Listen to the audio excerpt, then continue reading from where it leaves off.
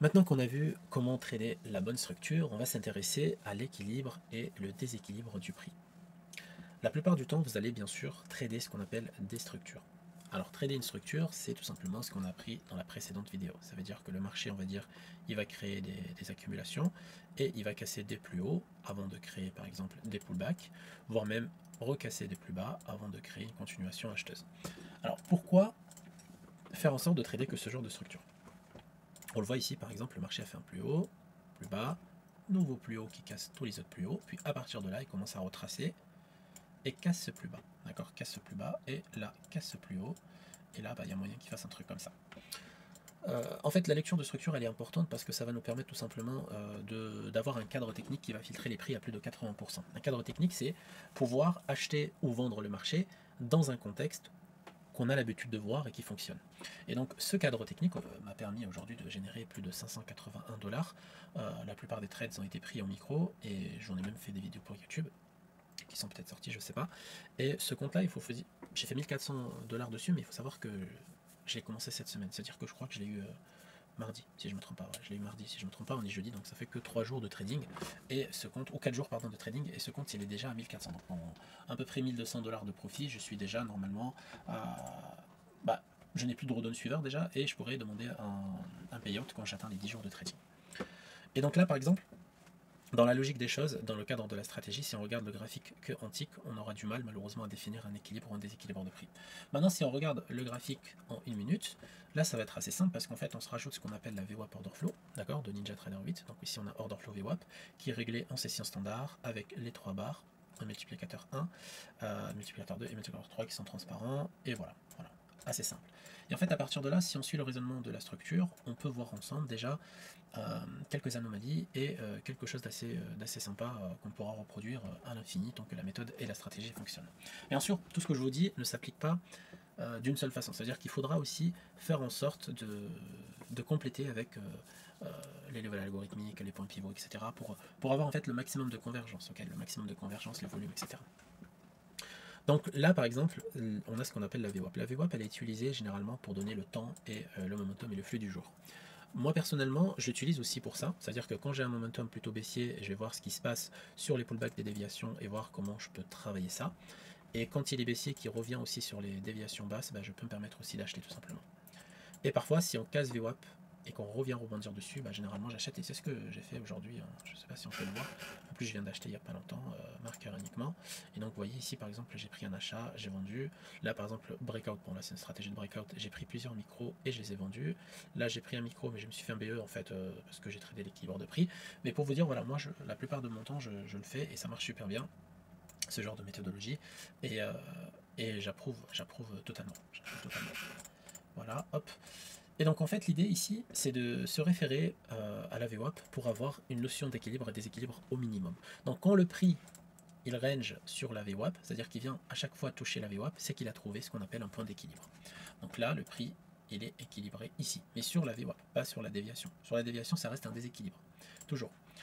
Maintenant quand le prix en fait s'éloigne de la VWAP, comme ici par exemple, on appelle ça un déséquilibre. D'accord, on appelle ça un déséquilibre. Et si on a un déséquilibre avec une cassure d'un ancien petit plus haut en M1, par exemple, là on a une structure comme ça, c'est encore mieux. C'est encore mieux parce que si on a la structure et on est appuyé par la VWAP et par la déviation.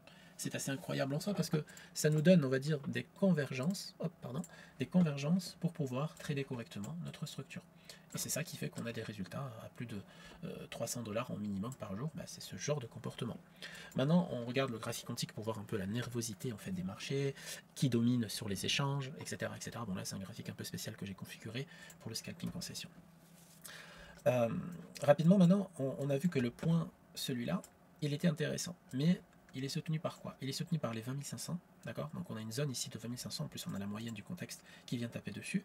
Donc 20 500, on sait qu'on part d'un équilibre de prix, on se déséquilibre ça en déviation, on fait la structure qu'on recherche en M1, qu'on a vu sur la vidéo précédente, la structure, la fameuse structure, je casse un plus haut, c'est comme si les traders SMC disent je casse un plus haut pour aller chercher de la liquidité, bon c'est pas forcément de la liquidité, mais je casse un plus haut et je vais chercher par exemple une zone clé, et à partir de là, en fait, je regarde sur les niveaux algorithmiques, mais qu'est-ce qui se passe et qu'est-ce qu'il y a à ce niveau-là qui pourrait être intéressant pour pouvoir shorter le marché. Alors, il faut toute une préparation pendant la session trading, c'est pas sur le moment que vous allez chercher les informations, vous allez chercher ce genre de structure structure quand vous avez défini vos niveaux.